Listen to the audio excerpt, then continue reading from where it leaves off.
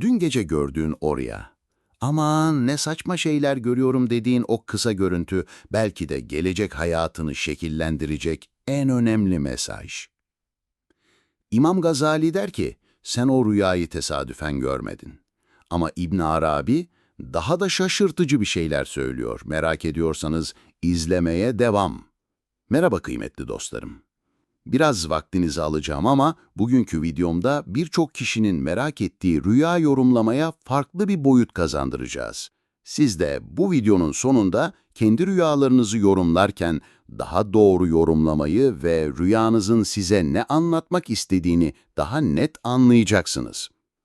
İbn Arabi'ye göre sen rüyanda sadece gelecek olayları görmüyorsun. Aynı zamanda o olayları yaratıyorsun. Nasıl mı? Fütuhat-ı Mekkiye'de yazıyor. Rüya aleminde gördüğün her şey uyanık alemdeki bir gerçekliğin tohumu olabilir. Daha da ilginç olan şu, bu 800 yıl önce söylenmiş sözler bugün kuantum fiziğinde bilinç gerçekliği etkiler teorisiyle birebir örtüşüyor.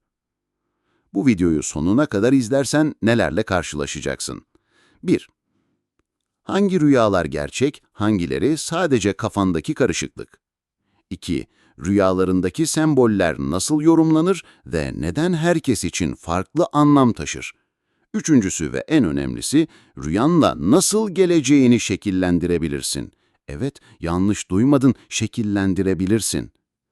İmam Gazali'nin İhya-ul Ulûmundan ve İbn Arabi'nin Fütuhat-ı Mekkiyesi'nden aldığım şaşırtıcı bilgiler, rüya konusundaki tüm anlayışınızı değiştirecek. Çünkü bu iki büyük alim rüyayı sadece beynin temizlik yapması olarak görmüyor. Onlara göre rüya, farklı boyutlarla iletişim kurduğun, geleceğini etkilediğin ve manevi rehberlik aldığın kutsal bir alan. İmam Gazali'nin rüya tasnifi sizi şok edecek. Çünkü o rüyaları sadece 3 kategoriye ayırmakla kalmıyor, her birinin farklı boyutlarda etkisi olduğunu söylüyor. Gazali'nin rüya tasnifi ve şaşırtıcı açıklaması. Şimdi çoğu insan rüya denince ne düşünür? Kafamızın karışık düşünceleri, rastgele görüntüler, beynin temizlik yapması. Ama dur, İmam Gazali 900 yıl önce İhya-u Ulum'da öyle bir tasnif yapmış ki bugün bile psikoloji bilimi aynı kategorileri kullanıyor. Gazali'nin 3 rüya kategorisi. 1. Adgası ahlam, karışık rüyalar. Gazali der ki, bunlar nefsin ve şeytanın oyunudur. Gündüz düşündüklerin, korkuların, arzuların karışık bir şekilde görünür. Mesela iş yerinde stres yaşıyorsun, rüyanda patron seni kovuyor. Bu karışık rüya. 2. Rüyayı sadıka, doğru rüyalar. Bu rüyalar Allah'tan gelir, gelecekten haber verirler veya rehberlik ederler. 3. Rüyayı meliki, meliki rüyalar. Melekler vasıtasıyla gelen rüyalar. Bunlar semboliktir ve tabir gerektirir. Ama asıl şaşırtıcı olan şu, Gazali der ki, aynı rüya her 3 kategoriden de olabilir. Nasıl mı? Gazali'nin örneği, su görüyorsun, eğer susuzsan bu karışık rüya. Eğer gelecekte temizlik yaşayacaksan doğru rüya. Eğer ilim öğreneceğin sembolse meliki rüya. Ama dur, daha iyisi var, bir de İbn Arabi'nin sözlerine kulak verelim. Rüya konusunda öyle bir şey söylüyor ki modern fizik bile bunu doğruluyor. Hazır mısınız? İmam Gazali'nin tasnifi güzeldi.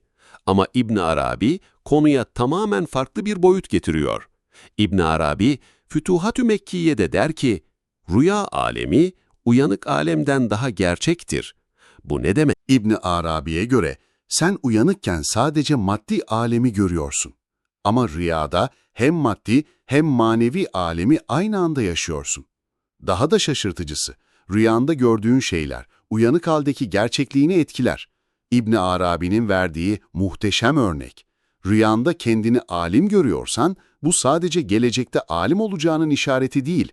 Aynı zamanda o rüya, seni alim yapan manevi enerjiyi sana aktarıyor. İbn Arabi'nin en şaşırtıcı sözü, rüyanda gördüğün melekler sadece görüntü değil, gerçekten seninle temasta olan melekler. Bu modern bilimle çelişkili gibi görünüyor ama dur. Modern nöroloji der ki, rüya sırasında beyin uyanık haldekinden daha fazla aktivite gösteriyor. İbn Arabi 800 yıl önce der ki, rüyada ruh uyanık halden daha aktiftir. Tesadüf mü? Sırada bu iki büyük alimin rüya yorumlama tekniklerini öğreneceğiz. Ve inanın bana, bu teknikler günlük hayatımızı tamamen değiştirecek. Şimdi gelelim en merak edilen kısmı. Rüyalar nasıl yorumlanır? İmam Gazali ve İbn Arabi'nin rüya yorumlama konusundaki yaklaşımları o kadar detaylı ki bugün bile kullanılıyor. Gazali İhya'da 5 temel prensip veriyor. 1. Kişisel durum analizi. Aynı sembol farklı kişilere farklı anlam gelir. Alim için kitap farklı, cahil için farklı. Gazali'nin örneği, bir tüccar rüyasında para görürse bu ticari başarı olabilir.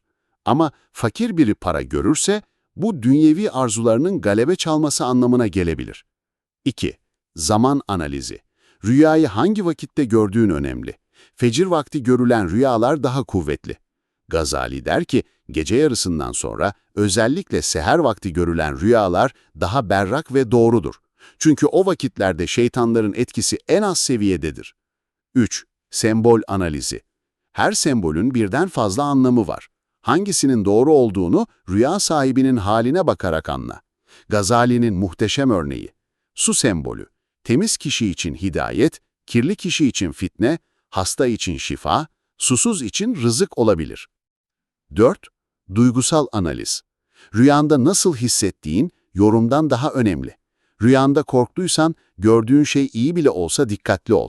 Huzur hissettiysen kötü görünen şey bile hayır olabilir. 5.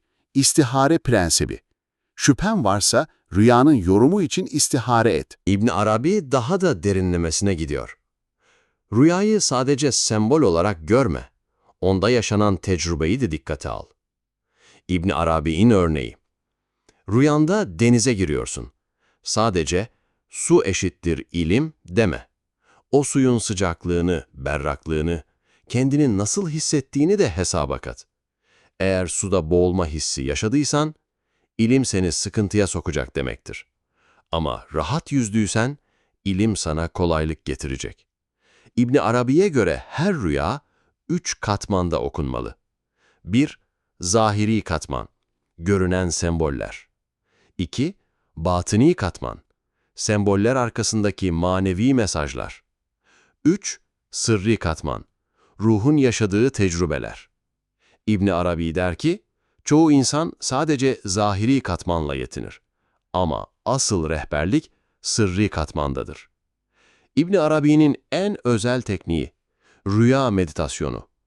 Rüyanı hatırladıktan sonra gözlerini kapat ve o rüyayı tekrar yaşa. Ama bu sefer bilinçli olarak. O zaman gerçek anlamı açığa çıkar. Bu tekniği nasıl uygularsınız? Sessiz bir ortamda oturun. Rüyanızı baştan sona hatırlayın.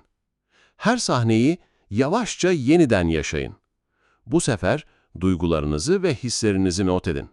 Semboller yerine yaşadığınız tecrübeye odaklanın. Ama asıl bomba şimdi geliyor. Bu iki alimin söylediği şeyler modern psikolojiyle, kuantum fiziğiyle öyle uyumlu ki sanki bugünün bilim adamları onları okumuş gibi. Şimdi çok ilginç bir karşılaştırma yapacağım. Modern bilim ne diyor? İslami alimler ne diyordu? Modern psikoloji. Rüyalar bilinçaltının dışa vurumudur. İmam Gazali 900 yıl önce. Rüyalar kalbin gizli düşüncelerinin açığa çıkmasıdır. Modern psikoloji. Rüyalar geleceğe hazırlık yapar. Senaryo simülasyonu yapar. İmam Gazali, doğru rüyalar kişiyi gelecekteki durumlarına hazırlar ve rehberlik eder. Modern psikoloji, rüyalar problemlerin çözümüne yardımcı olur. İmam Gazali, rüyalar hayatın sıkıntılarına çözüm gösterir. Bu tesadüf mü? Modern psikologlar 20. yüzyılda keşfettiklerini sanıyorlar ama İmam Gazali bunları 900 yıl önce yazmış. Modern nöroloji.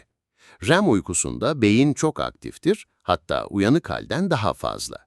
İbn Arabi, 800 yıl önce rüya halinde ruh en aktif durumundadır. Maddi engeller olmadığı için sınırsız hareket eder.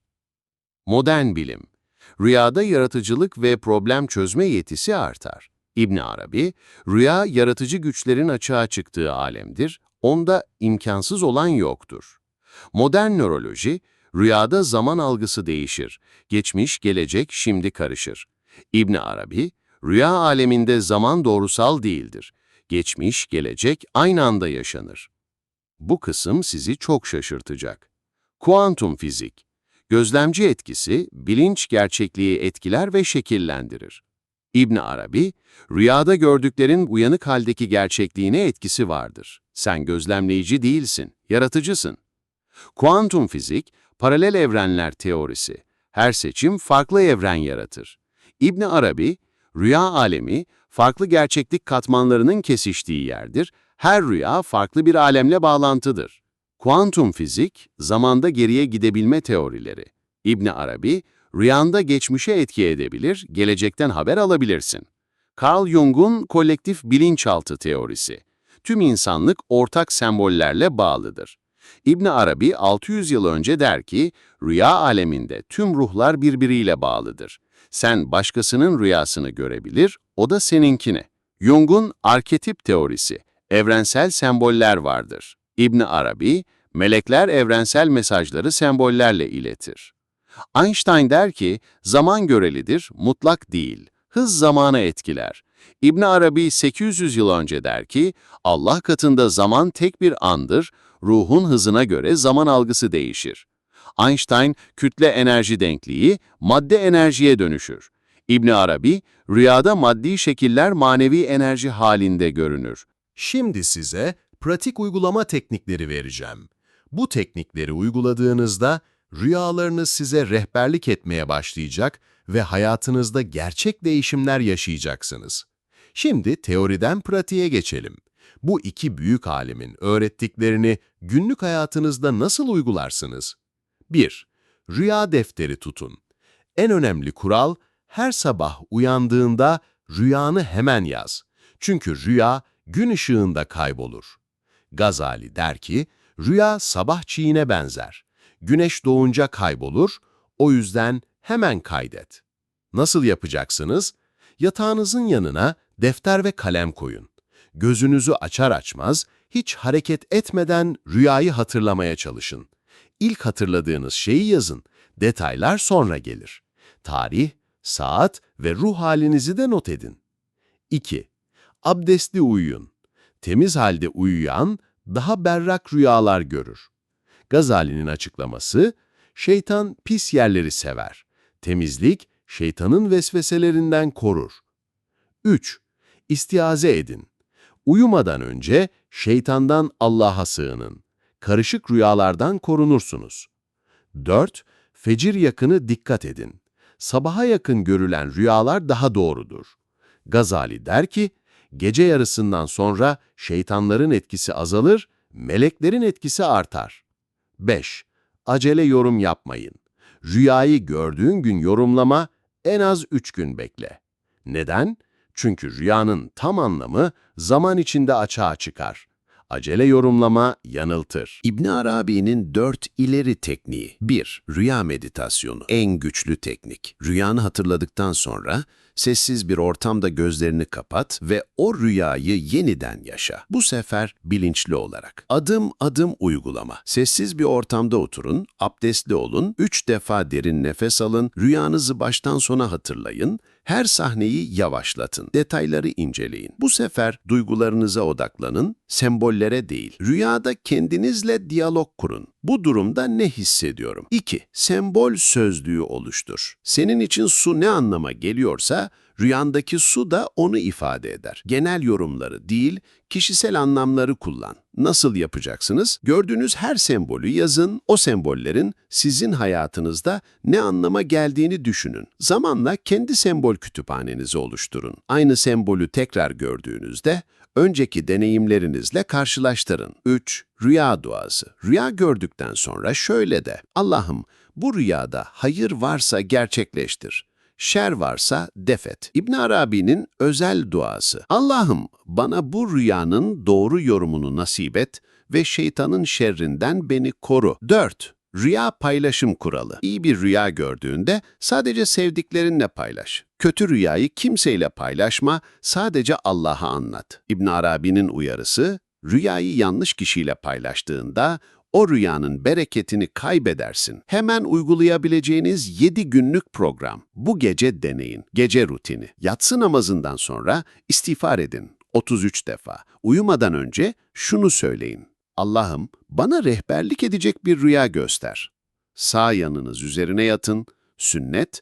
Abdestli olduğunuzdan emin olun. Sabah rutini. Gözünüzü açar açmaz hareket etmeyin. Rüyayı hatırlamaya çalışın. İlk hatırladığınız şeyi yazın.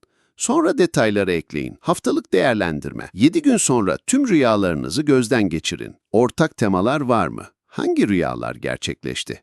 Hangi semboller tekrarlandı? Bonus, Gazali ve İbn Arabi'nin gizli tekniği. İki alimin de önerdiği çok özel bir teknik. İstihare rüyası. Nasıl yapılır? Önemli bir karar verecekseniz istiharenizi yapın. O gece yatmadan önce şöyle deyin. Allah'ım, bu işin hayırlı mı, şerli mi rüyamda göster. 3 gün üst üste bu duayı tekrarlayın. Bu 3 gün içinde gördüğünüz rüyaları kaydedin. Ortak mesajları analiz edin. İbn Arabi der ki, bu şekilde istihare yapan hiç yanılmaz. İmam Gazali ve İbn Arabi'nin rüya konusundaki bu derin yaklaşımları gösteriyor ki, rüyalar sadece beynin temizlik yapması değil, rüyalar farklı boyutlarla iletişim kurma aracı. Rüyalar geleceğe hazırlık yapma yöntemi. Rüyalar manevi rehberlik alma fırsatı. Bu iki büyük alimin tavsiyelerini uyguladığınızda göreceksiniz ki rüyalarınız sadece rastgele görüntüler değil, hayatınıza değer katan mesajlar olmaya başlayacak. Yorumlarda merak ediyorum. Kaçınız dün gece rüya gördü ve bu videodaki teknikleri deneyecek olan var mı? Rüya deneyimlerinizi mutlaka paylaşın. Bu videoyu faydalı bulduysanız beğenmeyi, yorum yapmayı ve kanalımıza abone olmayı unutmayın. Allah'a emanet olun, selametle kalın.